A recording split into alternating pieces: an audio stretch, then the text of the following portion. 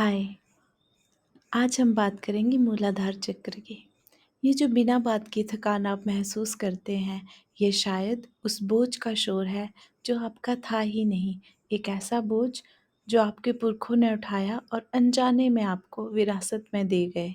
अगर आप भी अक्सर एक अनजाने बोझ तले दबा हुआ महसूस करते हैं, तो समझ जाइए कि आपका जो मूलाधार चक्र है वो सही से काम नहीं कर रहा है, और ये आपके पूर्वजों के सहन किए गए दर्द, बोझ और थकावट जो है आपने ग्रहण कर ली है।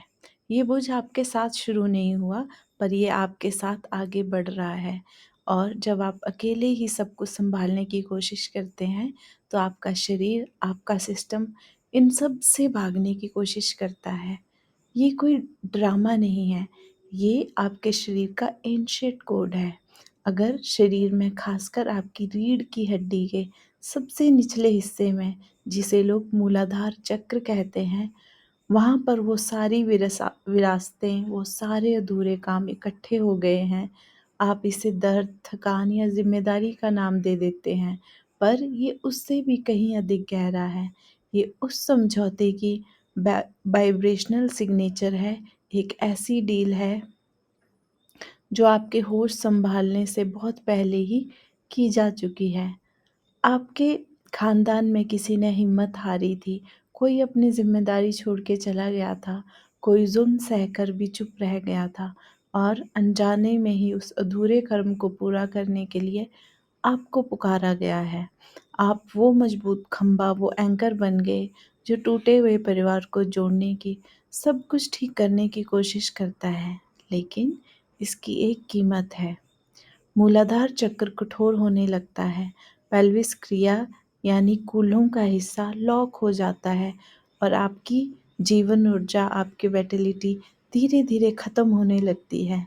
आप दूसरों के लिए खुद को खींचते-खींचते अपनी ही ज़िंदगी से गायब होने लगते हैं, और सबसे खतरनाक बात ये है कि आपको इसकी आदत पड़ जाती है।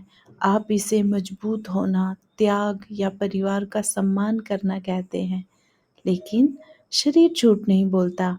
और अगर ये चुपचाप अंदर से टूट रहा है, बिखर रहा है, तो इसका मतलब है कि आपकी आत्मा का कोई हिस्सा अब उस पुराने समझौते को, उस पैक्ट को तोड़ने के लिए पूरी तरह तैयार है। हमारे प्राचीन ऋषि मुनियों और योगियों ने इस रहस्य को हजारों साल पहले ही समझ लिया। जब कोई इंसान आध्यात्मिक रूप से बीमार पड़ता था, तो वे उसके मन को कुरेदने की कोशिश नहीं करते थे। वो सबसे पहले उसके शरीर को पढ़ते थे, क्योंकि वो जानते थे कि मन तो झूठ बोल सकता है, बहाने बना सकता है, बातों को भूल सकता है, लेकिन शरीर शरीर कभी झूठ नहीं बोलता। वेदों और उपनिषदों में भी शरीर को एक ब्रह्मांड का छोटा रूप माना गया है। हमारे शास्त्रों में एक कहावत भी है, यथा पिंडे तथा ब्रह्मांडे, यानी कि जो आपके शरीर में है वही ब्रह्मांड में है। जो गड़बड़ ब्रह्मांड में है वही गड़बड़ हमारे शरीर में भी झलकती है। योग विज्ञान में रीढ़ के हड्डी के सबसे निचले हिस्से सैक्रम को मूलाधार चक्र का स्थान कहा गया है। ये सिर्फ एक हड्डी नहीं है, ये एक पवित्र वेदी है, ये ऑल्टर है, ये वो जगह है जहाँ हमारी आत्मा धरती से जुड़ती है। यहीं पर हमारे पूर्वजों की शक्ति का बीज, उनके अधूरे कर्मों का हिसाब और वो ग्राउंडिंग पॉइंट मौजूद हैं, जहाँ से हमारी चेतना ऊपर की ओर उठती है। इसलिए जब कोई आध्यात्मिक रूप से बीमार होता था, तो पुराने गुरु ये नहीं पूछते थे कि तुम्हारे साथ क्या हुआ। वो पूछते थे, तुम ऐसा कौन सा बोझ ढो रहे हो जो तुम्हारा नहीं है। ये समझ हर महान सभ्यता में मौजूद थी। हमारे शास्त्रों में सिखाया गया कि सच्चा ज्ञान सतह पर नहीं, बल्कि परतों में दफन होता है, और उसकी एक परत हमारा अपना शरीर है। उनमें सिर्फ तारों और ग्रहों की गणित नहीं थी, बल्कि फ्रीक्वेंसी, वाइब्रेशनल मेमोरी और अस्तित्व के भूले बिसरे कोनों में छिपे कोड्स का भी जिक्र था। इसलिए प्राचीन योगी मूलाधार चक्र के जाम होने से, उसके कठोर हो जाने से डरते थे, क्योंकि वो जानते थे कि जब नींव ही सख्त हो जाए तो आत्मा अपनी उड़ान भरने का लॉन्चिंग पैड खो देती है और बिना उड़ान के ज़िंदगी बस घिसटती ही चलती है। वो ये भी जानते थे कि ये नींव तब बीमार पड़ती है जब इंसान अपने खुद के स्वधर्म को धोखा देता है, जब वो किसी और की ज़िंदगी को जीने की कोशिश करता है या उस अपराध बोध को ढोता है जिसे मुर्दों के साथ ही दफन हो जाना चाहिए था। ये दिव्य ज्ञान आज की दुनिया से गायब हो चुका है, लेकिन आपका शरीर वो सब याद रखता है। आपके कूल्हों में, आपकी पीठ के निचले हिस्से में वो अनजाना दर्द, वो अकड़न, जीवन में आनंद का गायब हो जाना, ये सब इस बात के संकेत हैं कि वो एंसेस्ट्रल मेमोरी, वो पैतृक विरासत अब बाहर आना चाहती है। और जब आप उसे डिकोड करना शुरू करते हैं, शब्दों से नहीं बल्कि अपनी प्रेज़ेंस से, अपनी मौजूदगी से, और उस जगह पे वापस जाने की हिम्मत करके जहाँ से ये सब शुरू हुआ था, उस पॉइंट पर जहाँ आपने खुद का होना छोड़कर दूसरों के लिए सब कुछ बनना कबूल कर लिया था। रिसर्चर्स ने कुछ समय पहले इस बात को रिसर्च किया था और नोटिस भी किया था कि ऐसे मरीज जो कभी एक दूसरे से नहीं मिले थे, जो अलग-अलग जगह और कहानियों से आते थे, लेकिन उन सब में एक ही सिस्टम कॉमन था, रीढ़ की हड्डी के निचले हिस्से में पुराना दर्द। ऐसी दर्द का कोई मेडिकल कॉज़ या रीज़न नहीं था और ऐसे फिज़िकल ब्लॉकर्स को जो किसी भी ट्रीटमेंट से ठीक नहीं हो रहे थे। पहले तो सबको ये इत्तेफ़ाक लग रहा था, लेकिन फिर एक पैटर्न बनने लगा।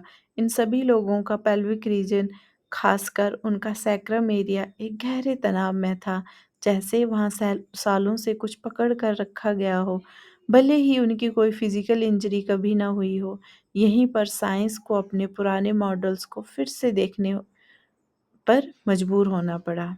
रिलेशनल ट्रॉमा और इमोशनल इनहेरिटेंस पर हुई स्टडीज़ ने ये साबित किया कि हमारे शरीर के उन अनुभवों को भी स्टोर करता है जो हमने कभी जिए ही नहीं।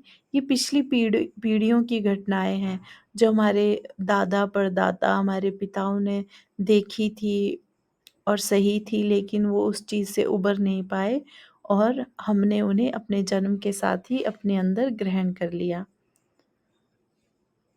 मॉडर्न साइंस की पॉलीवेगल थ्योरी भी यही बताती है कि हमारा नर्वस सिस्टम हमारे इमोशनल बॉन्ड्स की क्वालिटी से बनता है, जिसमें वो बंधन भी शामिल हैं जो हमें विरासत में मिलते हैं।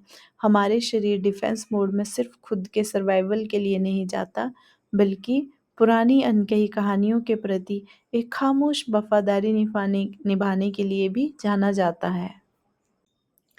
मशहूर रिसर्चर बेसल वैंडरकोल्ट ने बताया कि ट्रॉमा शरीर में फिजिकल रिजिडिटी यानी कि एक तरह की जकड़न के रूप में स्टोर हो जाता है और इस जकड़न को खोलने के लिए सिर्फ दिमागी समझ काफ़ी नहीं है, इसके लिए शरीर में प्रेजेंस यानी मौजूदगी की ज़रूरत पड़ती है।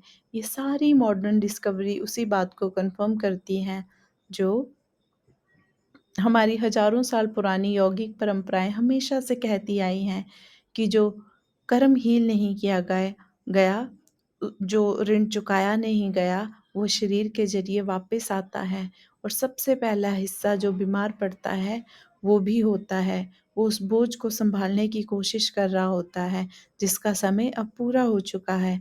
अपने मूलाधार को फ्री करना किसी स्ट्रेचिंग एक्सरसाइज या मेडिटेशन से शुरू नहीं होता, ये एक वाइब्रेशनल डिसीजन से शुरू होता है। इस फैसले से कि आप बोझ ढोने से इनकार करते हैं जो आपका है ही नहीं। ये कोई सिंबॉलिक बात नहीं है, ये फिजियोलॉजिकल है। आपका शरीर सच में मूवमेंट से रिएक्ट करता है और झूठ पर कॉन्ट्रैक्शन यानी सिकुड़न से। इसलिए पहला कदम है तोड़ना। तो स्टेप 1 है उस अदृश्य अनुबंध को तोड़ो। अपनी आँखें बंद करो, उस एहसास को अपने मन में लाएँ जो आपको विचारों का पिलर या मजबूत सहारा होने पर महसूस होता है। महसूस करें कि ये एहसास आपके शरीर में कहाँ छुपा है। क्या ये कहीं जकड़न पैदा करता है, भारीपन लाता है या जलन होती है? इसे एक नाम दें, उसे एक सेंसेशन का आकार दें और धीरे से खुद से कहें कि मैं ये स्वीकार करता हूँ, करती हूँ कि ये बोझ मेरा नहीं है।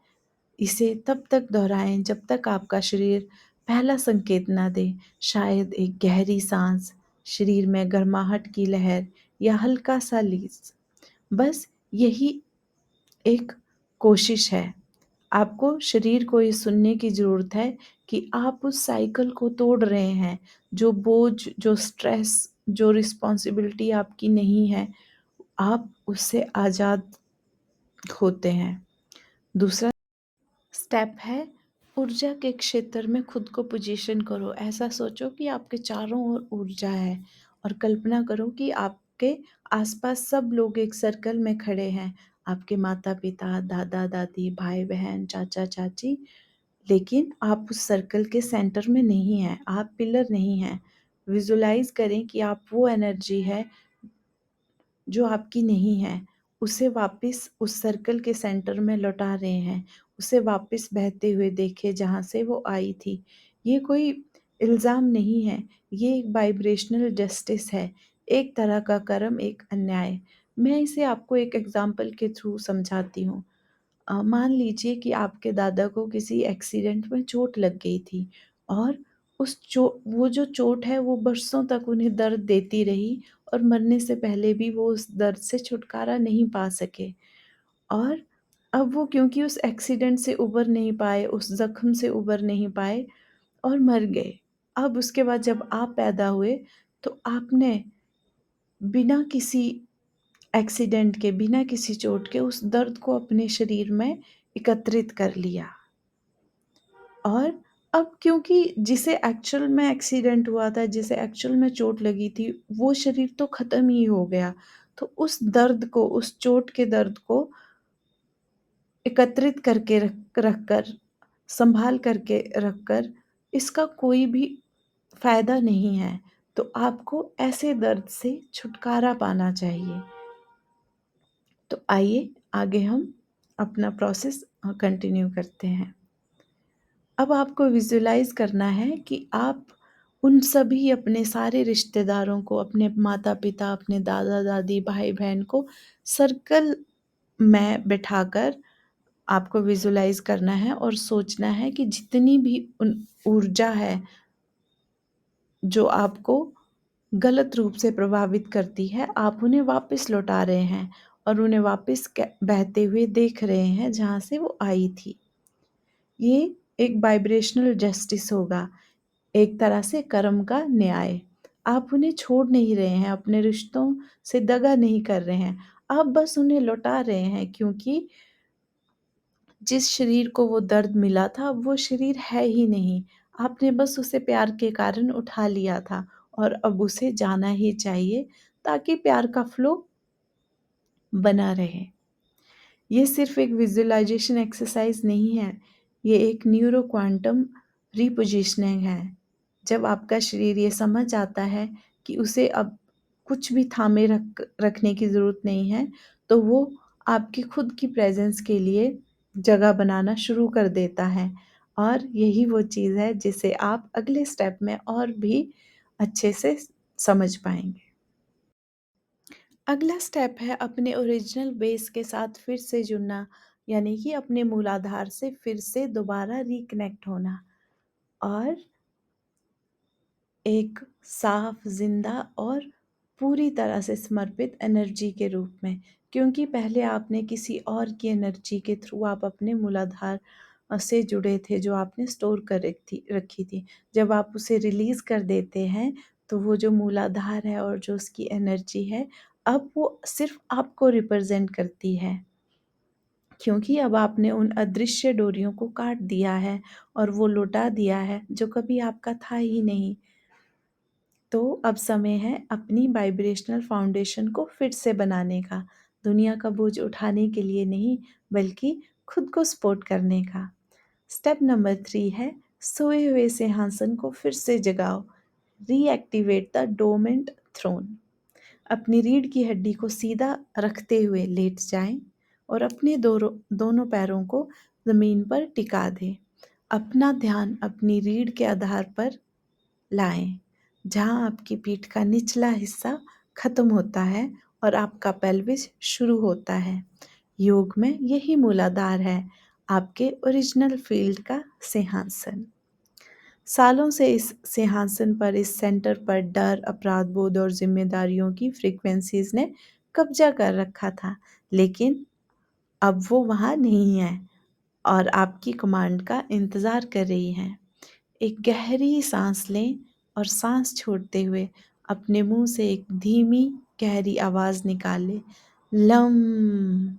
और आपको ये मन में नहीं बोलना है, ये आपको मुंह से बोलना है जिसे आप सुन भी सकें। लम। ये बीज मंत्र एक तरह की गहरी धीमी वाइब्रेशन है। ये कोई मंत्र जाप नहीं है, ये रिलीज है। ये जो आवाज़ है आपके पेल्विक एक्सिस को एक्टिवेट करती है। अब आप अपने मूलाधार चक्र में एक्सेस कर सकते हैं और नर्वस सिस्टम को सिग्नल दे सकते हैं कि अब वापस लौटना सेफ है। इसे 3-4 मिनट के लिए करें।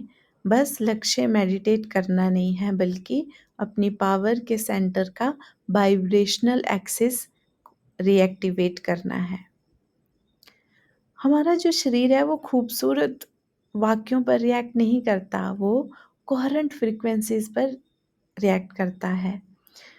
तो एक ऐसा फ्रेज चुने जो आपको रिप्रेजेंट करे, जो आप अपने कोर से, अपने जड़ में छापना चाहते हैं। एक छोटा सा, एक ईमानदार सा कोई भी जो वाक्य है उसे अपने लिए बनाएं, जो आपको मोटिवेट करे, आपको अच्छी जीवन जीने के लिए आगे उत्साहित करे। कुछ ऐसा वाक्य बनाएं और उसे दोहराएं।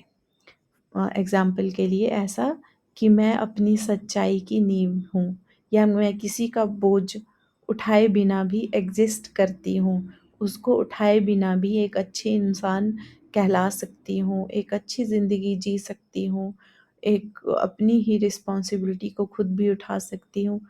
अपने इन फ्रेज़ को अपने दोनों पैरों को ज़मीन पर मजबूती से रखकर बोलें। महसूस करें कि ये शब्द आपके पेल्विस में, आपके मूलाधार में उतर रहे हैं। अगर वो उतरते हुए महसूस ना हो तो इसका मतलब ये है कि वो अभी तक आपकी सच्चाई नहीं बने हैं। आइए अब आपको फंसी हुई जीवन ऊर्जा का स्पॉन्टेनियस रिलीज करवाने के लिए तैयार करते हैं। आप अपने पेल्विस को गोलाकार घुमाएं और इसे अपने शरीर में इसकी लय को खोजने दें। और अपने पेल्विस को गोलाकार घुमाते हुए हो सकता है कि आपके जो इमोशंस हैं वो ऊपर आने लगें। हो सकता है आपको बहुत ज़्यादा रोना आने लगे, या आपको बहुत ज़्यादा हंसी आए, या आपको बहुत तेज़ गुस्सा या चिल्लाने वाली जो फीलिंग्स हैं वो आपको आ सकती हैं। तो आपको घबराना नहीं है। हो सकता है आपके रोंगटे, आपके गूज़ बम्प्स खड़े हो जाएं, या रेजिस्टेंस भी महसूस कर सकते हैं। तो आपको घबराना नहीं है, ये एक डिकोडिंग है। ये शरीर द्वारा विरासत में मिले कर्मों की गांठों को खोलना है। कुछ मिनटों के बाद रुक जाएं, अपने शरीर को स्टिलनेस में आने दें और ध्यान दें कि आपने अपनी पूरी ज़िंदगी फ़्लो को कंट्रोल करने की कोशिश की है, लेकिन जब आप उस कंटेंटमेंट के पॉइंट को छोड़ते हैं, तभी फ़्लो आपको फिर से बहा कर ले जाना शुरू करता है। और बहुतों के लिए वो पॉइंट उनका सैक्रम, उनका मूलाधार होता है। जब यही रिलीज़ हो जाता है, तब आपको अब किसी का पिलर बने रहने की ज़रूरत नहीं फ़ील होती। आप खुद का सेंटर बन सकते हैं और ये स्वार्थ नहीं है। मैथ्यू नामक युवक की कहानी भी कुछ ऐसी ही है। वो हमेशा चीज़ों को ठीक करने वाला पहला और आराम करने वाला आखिरी होता था। इसलिए नहीं कि उसे ये सब पसंद था, बल्कि इसलिए कि कोई और करता ही नहीं था। बचपन से ही उसने अपने परिवार के खामोश संतुलन कर्ता की भूमिका अपना ली थी। उसे कभी ये कहा नहीं गया, पर उसे ऐसा एहसास होता था कि अगर वो ये नहीं करेगा तो कोई और भी नहीं करेगा। परिवार में अगर कुछ टूटेगा तो मैथ्यू ही उन टुकड़ों को जोड़ता था। उसने कभी शिकायत नहीं की, लेकिन उसे ये भी पता नहीं था कि उसकी भूमिका के बाहर वो कौन है। समय के साथ उसके शरीर की जकड़न, खासकर उसकी कमर के निचले हिस्से की जो दर्द थी, वो परमानेंट हो गई। जैसे ही उसका ढांचा उससे कह रहा हो कि अब वो उससे ज़्यादा नहीं संभाल सकता। डॉक्टर्स ने इसे stress, poor posture, muscle tension कहा, लेकिन अंदर ही अंदर से उसे ये महसूस होता था कि ये कुछ और ही है, ये फिजिकल नहीं वाइब्रेशनल था। जैसे कुछ ऐसा पैक्ट किया गया हो जिस पर उसने कभी साइन नहीं किया था। उसे आखिरकार समझ आया कि वो सिर्फ थका ही नहीं था, वो 3 पीढ़ियों की इमोशनल बायोग्राफी को ढो रहा था। यहीं से उसकी मुक्ति की प्रक्रिया शुरू हुई। उसने धीरे-धीरे अवेयरनेस के साथ अपने शरीर को हिलाना शुरू किया, अपने मूलाधार को ऐसे चुना जैसे भूली हुई तिजोरी की चाबी को ढूँढ लिया हो, और सबसे बढ़कर उसने वापस लौटना शुरू किया और वो सब वापस लौटा दिया जो उसका कभी था ही नहीं। अब मैथ्यू पिलर बनने की कोशिश नहीं कर रहा था, वो अपने अस्तित्व को दोबारा ढूंढने का प्रयास कर रहा था। और जब उसे समझ आया कि ये बिना गिल्ट के भी मुमकिन है, तो उसके शरीर ने कुछ ऐसा महसूस किया जो उसे सालों से कभी महसूस नहीं हुआ था, हल्कापन। लेकिन जब शरीर वो छोड़ना शुरू करता है जो आपका नहीं था, तो एक और तनाव पैदा होता है। ये फिज़िकल दर्द से नहीं, बल्कि उस वाइब्रेशनल आइडेंटिटी से आता है जो उस दर्द के चारों ओर बनी थी। सालों तक सब कुछ और हर किसी का बोझ उठाना ही दुनिया में उसकी अस्तित्व को डिफाइन करता था। और जब उस बोझ को वापस लौटा दिया जाता है, तो एक खालीपन आता है और उसके साथ एक खामोश सवाल, अगर मैं बोझ उठाना बंद कर दूं, तो क्या मेरी ज़रूरत भी रहेगी? यही असली गांठ है। क्योंकि बोझ भले ही थका देने वाला था, पर वो एक मीनिंग देता था। उसे जाने देने के लिए सिर्फ हिम्मत नहीं, बल्कि आपको अथक प्रयास करना होगा।